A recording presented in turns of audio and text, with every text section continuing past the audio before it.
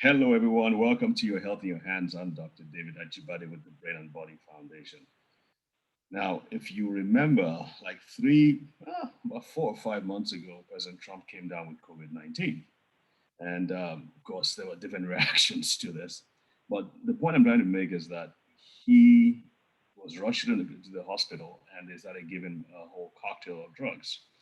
Amongst them was remdesivir, which some of you may have heard of.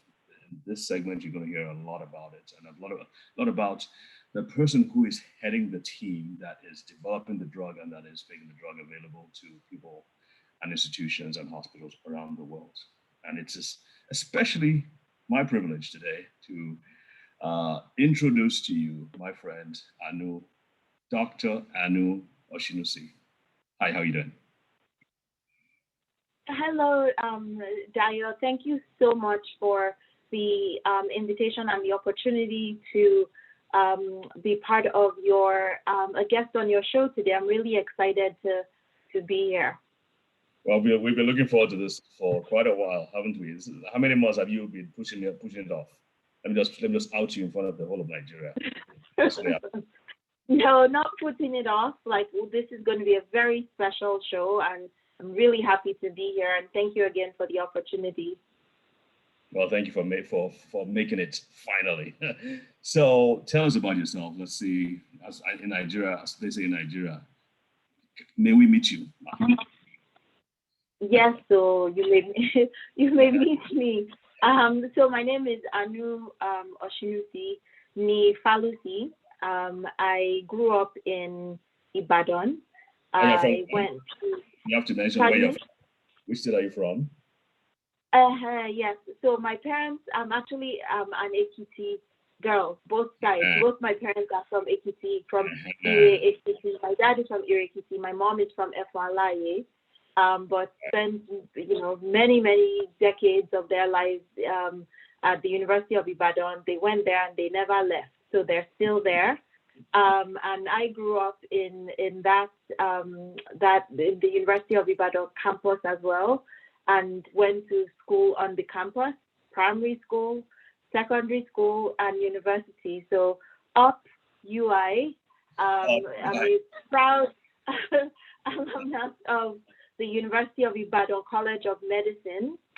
And then after my medical school degree, I moved here to the US for first a little bit of a foray into public and global health. So I went on to get my master's in public health at the Harvard School of Public Health, and then spent a few years working on global and public health initiatives in the field of HIV primarily. And then after that, I went on to do my internal medicine residency at the Rush University Medical College in Chicago, Illinois. And after that, went on to do my infectious disease fellowship at the University of Maryland.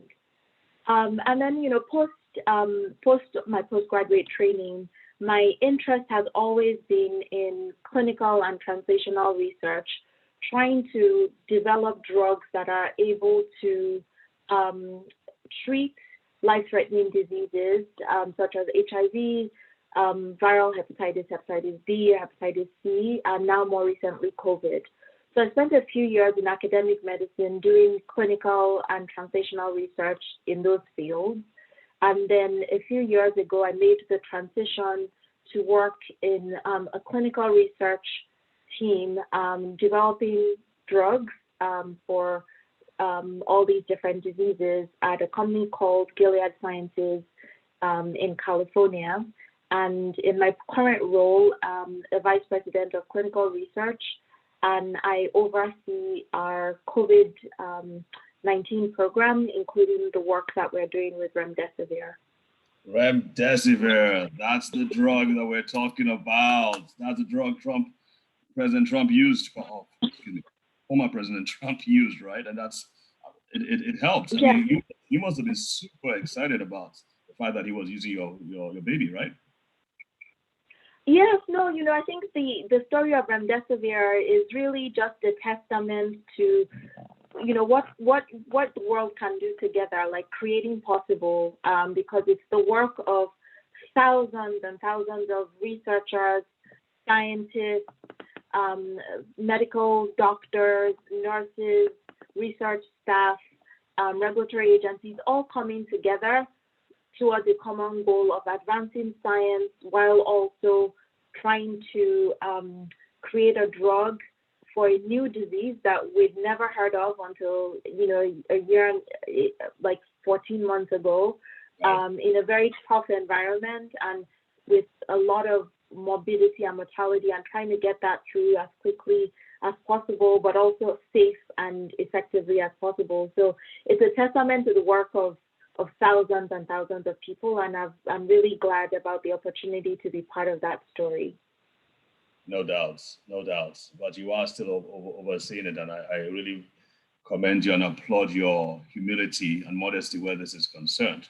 But we want to know more about this. We want to know more about how that eventually got to be, and hopefully maybe your plans for the future. And I know that this is not going to be the last pandemic, unfortunately. I mean, we can only hope that it won't be, but the way things are going, it may be, it may not be. So I'm hoping that we can talk more about how you see the trends, infectious diseases, what we can learn or what we need to learn from this present pandemic going forward, and what are the lessons for third world countries like ours. And I have to say this because I think we've been super, super fortunate in Nigeria and Africa as a whole. I remember Melinda Gates was saying that she was afraid that we start seeing people dying, dead bodies lying in the streets, because if the Western world wasn't able to have a handle on the disease, I mean, what's going to happen to third world countries like Africa? So we've been fortunate. We don't know all the reasons why. Maybe you can shed some light to it as we talk about this, as to why Africans are spared the way we've been spared. But definitely there are lessons to be learned. So I'm hoping we can get into that a little bit. But at this point, we are going to take a short break, and we'll show a video from a very grateful ex-patient who came down with COVID-19. So see you guys soon. Cool, love it. Yeah. Good. So I'm going to ask you for your response. You watched the video, so just say a few things about that, and then I mentioned the fact that you were involved. I mean, you got to know Dr. Fauci and Dr. Redfield, so say a few things about that. What else do you think we can talk about at this point? I'm happy to. I think the themes you have are perfect, because I think there's probably been so many sessions about like COVID itself. So like, how it presents, how, you probably had people on your show, I think I've seen that before, present on COVID itself. So I'm happy to maybe share a little bit more about the Remdesivir story, not so much like, the data, but like how, I think I really like your line of questioning as to how we as a society in Nigeria and other developing countries have to really invest in healthcare infrastructure and in research and in science, because we're thankful, like as you said, that this whole pandemic hasn't, like I think a year ago people were scared, like are we going to see what we're seeing here in the US? And it hasn't been that, but their viruses are there's going to be another one, and and another one, right? And so we need to be like prepared, pandemic preparedness. And I think even what you can see in the US response, unlike maybe the response in Asia, is that the public health piece is so critical. Beyond you having your the R&D and putting trillions of dollars into therapeutics and vaccines, like look at what happened with our public health response with testing, like some basic things, right? That it's like, how is this happening in the US? But it just really emphasizes like how you have to really bolster that public health system and not let anything, not lose focus on any area. Yes, I think US, boom, yes, we'll invest, get the drugs, get the vaccines, but then we could have prevented so many more deaths if we had a really robust public health system that was testing people and getting tests done and contact tracing and all those pieces, and then messaging and communication and no conspiracy theories and social distancing and masks. Like, just those basic things will have saved so many lives. And unfortunately, we're at the point in the US where more than 500,000 people have died, which is really, really sad. It is really sad. But yeah.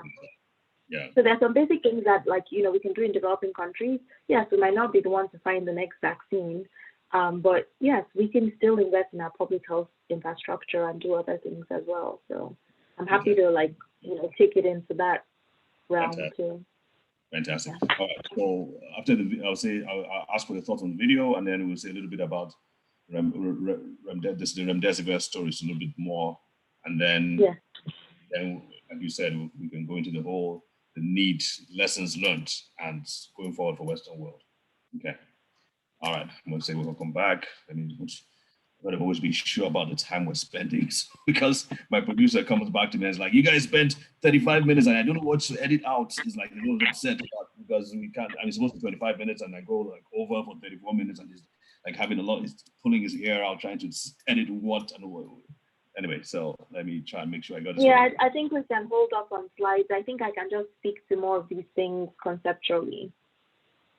Don't you think? Okay. Yeah. So then you can send me the slides. Or some of the slides and all that, and they can choose where they insert them. So while we're talking, they can just insert them. Right. Okay.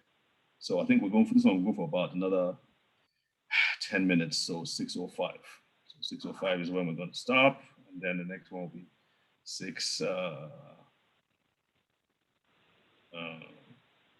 10.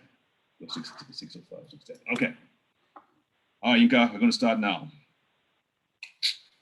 All right, welcome back. Now, isn't that a wonderful testimonial, Anu? It sure is. It definitely is. And I think, each time that you hear about like stories where people, individuals recover from this disease called COVID, it just gladdens your heart, right? Because it's not only like, for me, like each person that gets COVID and gets sick with COVID, that person has a family, right? That person is not just an individual, it's affecting not just that individual, but their families, their communities. So just hearing her story, I think, was very inspirational, and it's good to see that she came out with a positive outcome. And she is super, super, super thankful. But I'm sure you hear stories like this almost every hour of the day, right? Yeah, it's those stories that keep us all going. I think, one thing I can say for my colleagues here at Gilead is that, yes, I mean, everyone, it's a very experienced, brilliant, really smart workforce. But I think what really keeps people going that sometimes gets missing is just the passion and the dedication for patients and their families and their communities. That, like the patients are our North Star. Like, that's my North Star.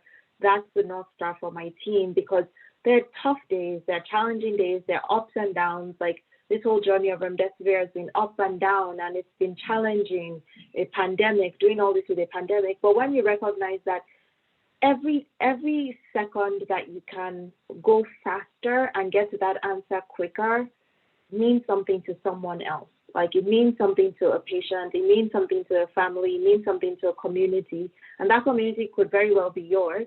It could be your family member as well. So we never lose sight of that, and you just keep forging ahead regardless of the challenges and obstacles. I think when you have patients as your center and your North Star, that makes you overcome any of the negativity or the challenges, and just drive things forward. So it's really great hearing her story, and it's those type of stories that really just keep us moving on. Without a doubt. Awesome. All right. So Remdesivir was initially a drug developed for Ebola. Is that correct? Yes. So I can tell you a few interesting facts about Remdesivir. So Remdesivir itself, it's an antiviral drug that inhibits a a key mechanism in a lot of RNA viruses. Things, there are different types of viruses, and we call these ones RNA viruses. So it inhibits a central key activity of that virus as it's trying to replicate. But the other good part about remdesivir is that it's also broad spectrum. So it actually works against multiple classes of viruses that cause life-threatening diseases, and one of that is Ebola. So when you look back to the story of remdesivir, it's been, drug development is a very long process. It takes on average about 12 years from when you discover a molecule to get it approved. So, the remdesivir work had been going on for a while when we discovered that it had activity against Ebola. And I think, at Gilead, we have a 3-decade history of virology, what we've done in HIV, what we've done in hepatitis.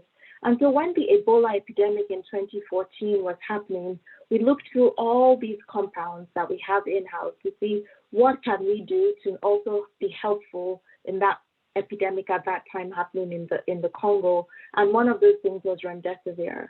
And so, but the way it is with epidemics, by the time you are ready to start trials and go through all, your initial work in the preclinical space, clinical space, sometimes those epidemics die and they're gone. So that's really what happened in that first step with Ebola. But what we learned then was to partner with regulatory agencies, partner with, partners across the world, the WHO, doctors, Medicine Sans Frontières, and so that when the next one happens, we'll be ready to see if this is actually a drug that helps.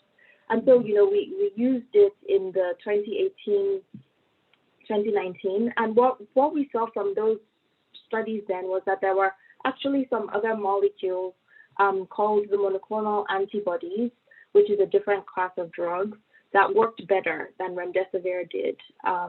So those drugs have now been approved for Ebola. But then when this epidemic, when we got the first case, I think that was the first email that I got was December 31st. I will not forget it because it was the last day of the year, saying that there were these cases of what's called mystery pneumonia, was a WHO alert in a province called Wuhan in China. And immediately thinking like, okay, if this is a coronavirus, we actually knew that remdesivir from animal studies worked for coronaviruses. If this turns out to be a coronavirus, we actually could be able to help. Never thinking that this was going to be this global pandemic, but recognizing this was happening in clustered places in China, and then it started building up, right? And the WHO recognized that it's actually a coronavirus, so we started testing, and then it just became a global pandemic. But very early on, there were 3 things that we decided we had to do at Gilead. One was to determine if it worked for this new coronavirus, and do it as quickly as possible and as safely with all the regulatory aspects intact as well to be able to get it to patients. The second thing was that we needed to manufacture at risk because remdesivir is not an easy one to manufacture. It's an intravenous drug that you have to take the lead time to manufacture it takes 12 months essentially. And we had 5,000 vials of drug in January of last year. And so you have to make this. So when you say at risk, you are saying that you don't take a chance because it hasn't been approved. It hasn't. All you know is that it works in animals. You didn't know whether it worked with human beings at that time. Exactly. So that's what I mean. So we were entering the clinical trials, and usually you want to ramp up when all that is done. But if you waited till the studies read out with something that is a 12-month lead time, it's 27 different unique chemical processes to manufacture it. And some of them are sequential, so you have to do one to get to the next one. And if you totally wait till then, we wouldn't have remdesivir. We'll just be having very limited doses at this point in time. So, that's the thing about the company. The company decided, our leadership, we're going to do this investment. If it doesn't work, then yes, I mean, that's an investment that you're not going to take back, but that's fine because it's the right thing to do. What if it does work? let me quickly ask, what would 5,000 vials, is that, if it's something you can't reveal, then that's fine. But when you say risk financially, what would that risk you are taking, financial risk, in making those 5,000? Yeah, so at that time we had the 5,000 vials left over from our prior studies. Okay, got and so that 5,000 vials would only be helpful for a few people that are going to be on clinical trials, and then we had really a lot of challenges about supply because we had very limited supply. So we had to ramp up that manufacturing, and of course, where we are now a year later is we're able to meet the global supply, but that's because of all those investments that we had to make right then and there. So before you knew whether or not it would work, or it would even be approved. Got it. Yes, and we also decided we had to do responsible access, right? So, at that point in time, there was much more of a demand than we had enough drug, and people were getting very sick. And so we started something called a compassionate use program, where people were given the drug, giving the drug away. But even as we are manufacturing, making sure that we could distribute it as ethically as possible as we can. But in parallel, working as we were ramping up those manufacturing internally, working in parallel with our, generic manufacturers to be able to supply Remdesivir for across the globe. So working domestically and internationally to ensure that we had a much more robust supply chain that would be able to meet the demand. So those are things that we put in place very early, and then we partnered with multiple different teams across the globe of scientists to try and get the answers. Did it work? Was it safe for COVID? And I'm glad we were able to get that done very quickly, and so it became the first approved agent for COVID in the US, and it's also still the first antiviral approved for COVID. And so now it's been approved in over 50 countries across the globe. Wow, that's impressive. And this is you were always throughout the process. You are the leads. Let's put it that way. This process. Yes. So the lead for our Remdesivir program, but again, as I say, it's a team of amazing individuals that are totally passionate and dedicated and committed to getting it done. And it's not just the people doing the clinical trials and the operations, it's the folks in the manufacturing working all shifts. It was 24-hour shifts of teams across the globe, 24/7, that didn't, as one team is handing up, at the end, the next one is coming in to make sure that we're able to ramp up manufacturing. It's the regulatory team. It was a company effort. Everyone came together across the company to ensure that we were able to get this done as quickly as possible for the greater good, and to be able to get this to patients across the globe.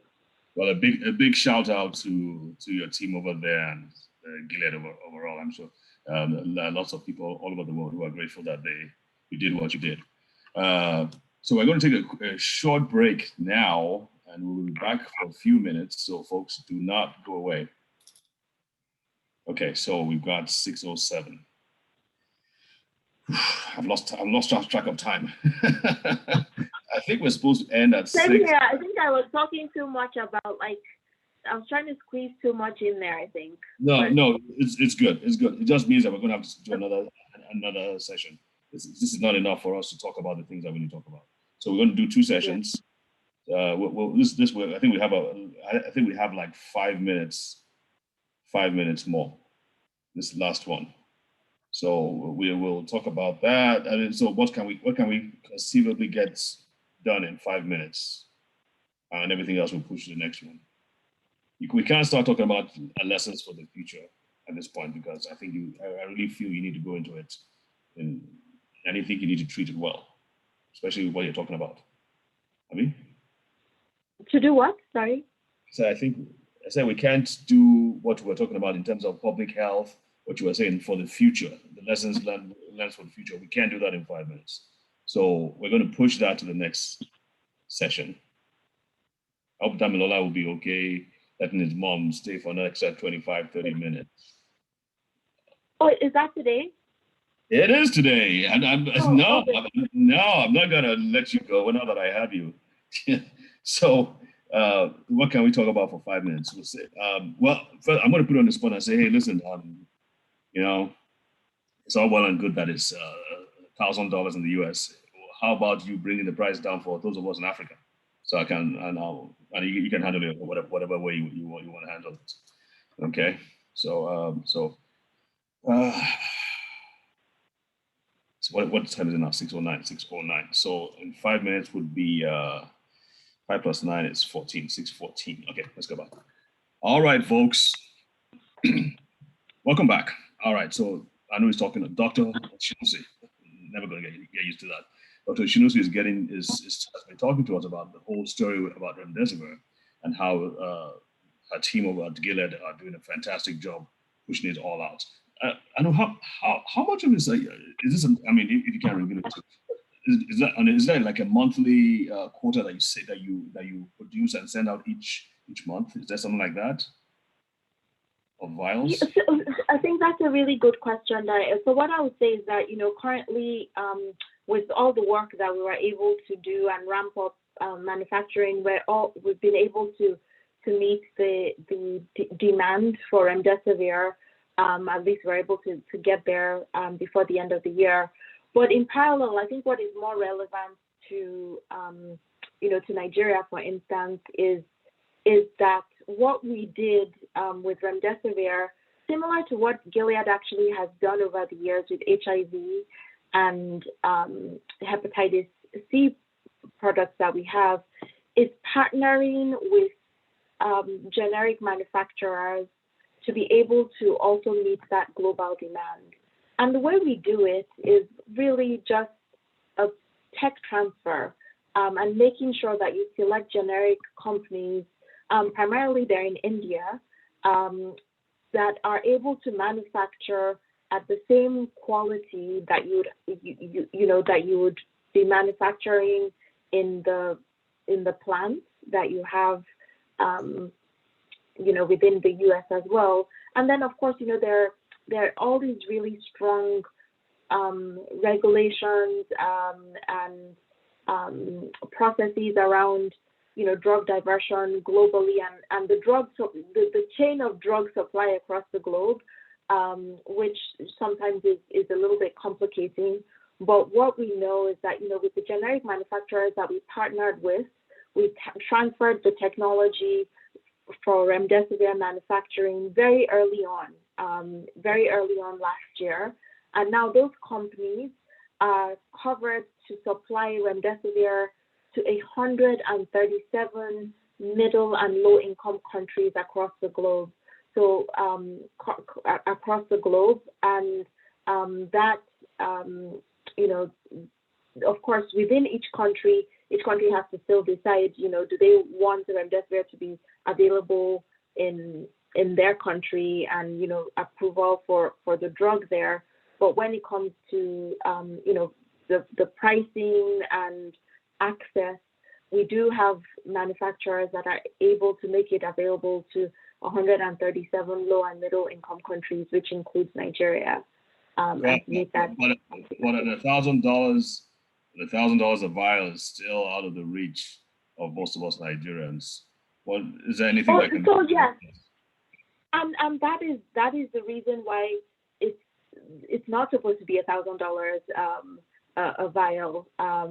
Drug pricing, as I said, is very complicated, and the whole goal is of partnering with the generic manufacturers is that so that the price is extremely low and affordable, right?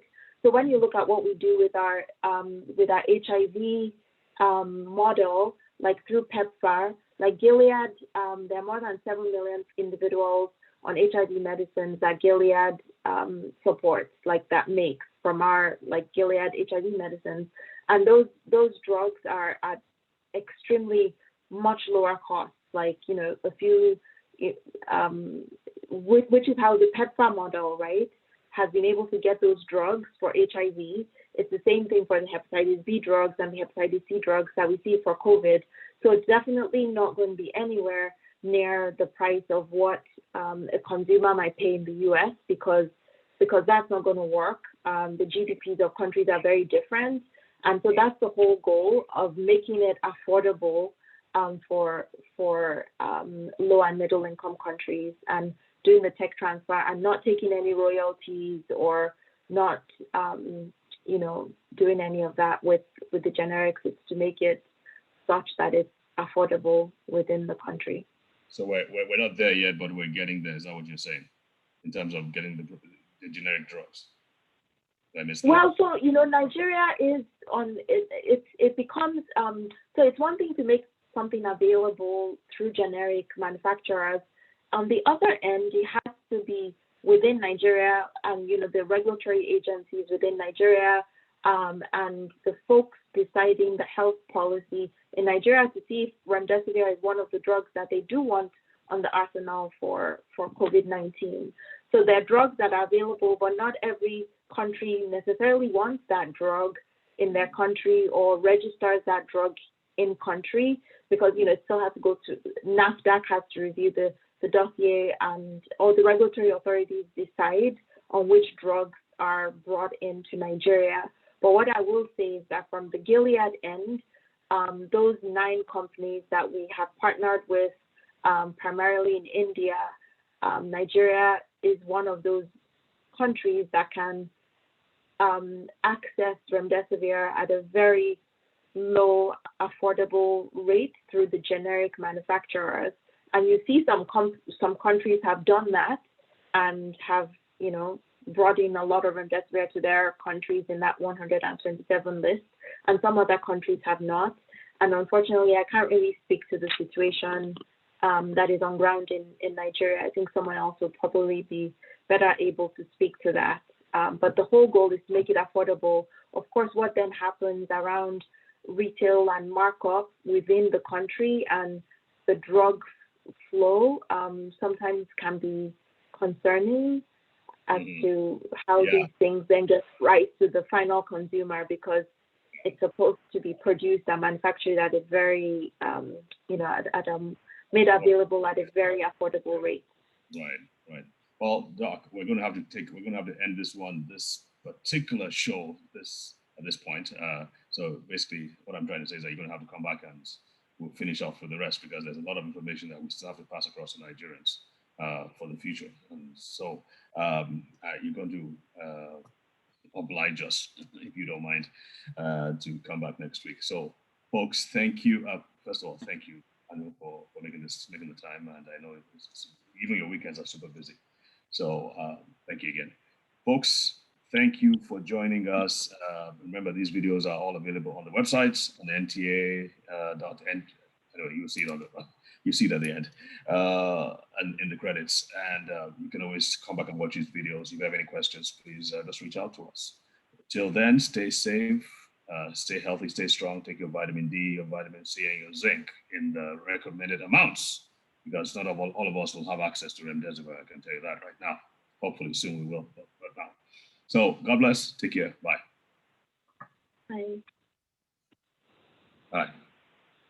So what I'm going to do, I'm going to stop this. I'm going to end this one, and then I'll send you another link. Is that okay? Yes, I guess I should go and change since I'm doing next week, right? If you don't mind. I'll change my background and change my blouse. Nice. So it's a different week. Nice. Okay. I don't have to because I just decided to start wearing scrubs for lectures, so I wear the same thing. Yeah. No, Dr. Dio now. So. All right. See you later. Okay. Then. All right. Bye. Okay, I'll be right back in like 5 minutes. 5 minutes. Okay. Your link will be waiting for you. Okay.